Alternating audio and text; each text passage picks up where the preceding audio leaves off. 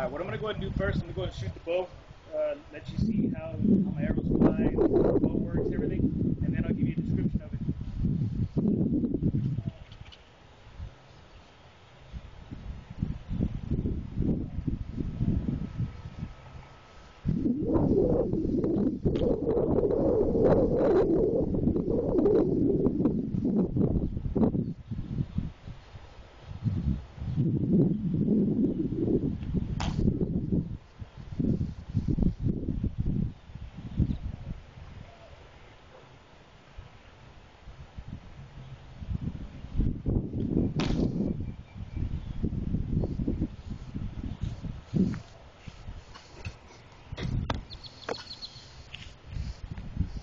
Alright, this bow right here, go ahead and stand it up.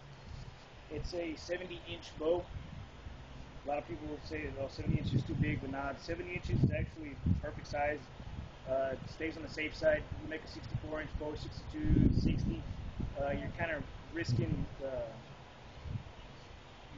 it. Your bow might break. Basically, it'll break a lot faster than you can stay on the safe side and make a 70-inch bow. It's red oak. Go to Home Depot, you buy a stave, and it'll cost you $9, $10, and you can have yourself a real nice bow if you do it right. I stained it with Bombay mahogany. I sanded it, everything like that, and shaped it. This is 2 inches, and it tillers on out to 1/2 inch out here at the tip. The nocks right here, all I use is a rat tail file. You file it on down, and then you have to file little nocks right here on the sides so that the string has a place to rest. If not, it'll slide out, and you'll be having all kinds of problems with it. These silencers, these are one thing that I'm actually really proud of. This is rabbit fur. They're 1-inch strips that I cut myself, 1-inch thick strips, and they're about 7 or 8 inches long. You wrap one, put one side inside the string, wrap it up with like a spiral, and then the end you open it up and you put it back through. And after about 20 to 30 shots, they'll plume out and they won't have that spiral look to it. They'll just look fluffy, and they're really nice. They're real beautiful. They add so much more character to the bow. And the handle is another thing. Normally people, they'll just stack one piece on the back and that's it. I thinned out the actual piece that I was going to put on the back, and I did the same to another piece, and I put one on the front as well. So to have a piece in the back and a piece in the front.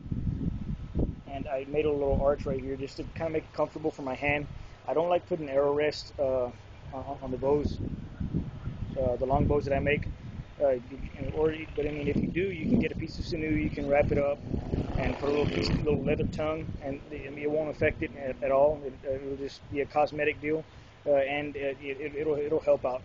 It will help out a lot. But I just like setting my hand right here. I just like setting my hand and just put your arrow right there, and there you go. Just shoot it off. This is artificial sinew as well, but black. You get it at Hobby Lobby. It's about 6 strands put together. You put it in the drill and then you go at it. And let's go ahead and show you the arrows.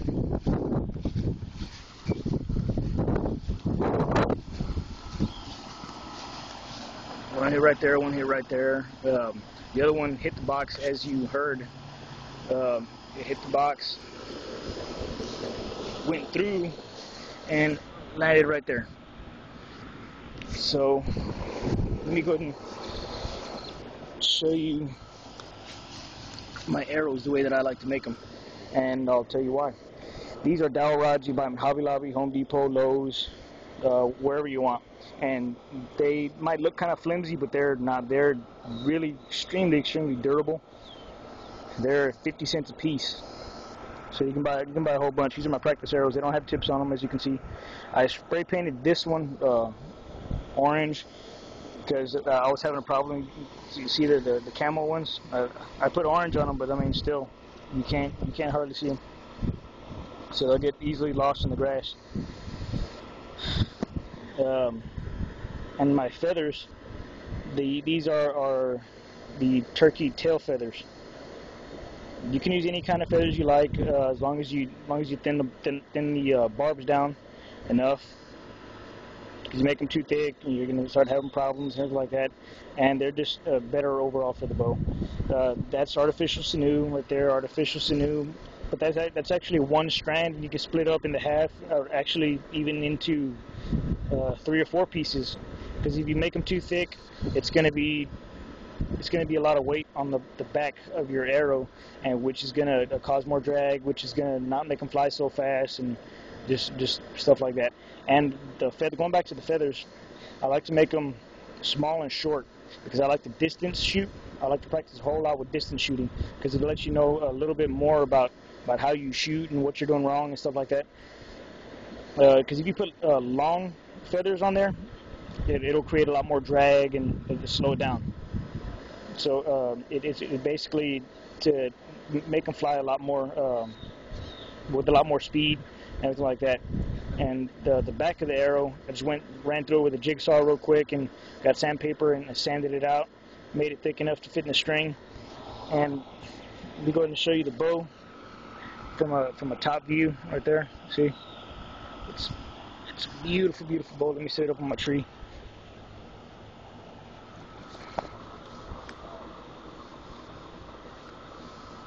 And I don't know if I told you, but it pulls out to it's a 27 at a 27-inch draw. It's 50 pounds, and it's just really, really beautiful.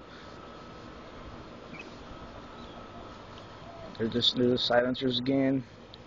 Staining with a Bombay mahogany gloss to kind of weatherproof it and everything like that. Because if you just have a straight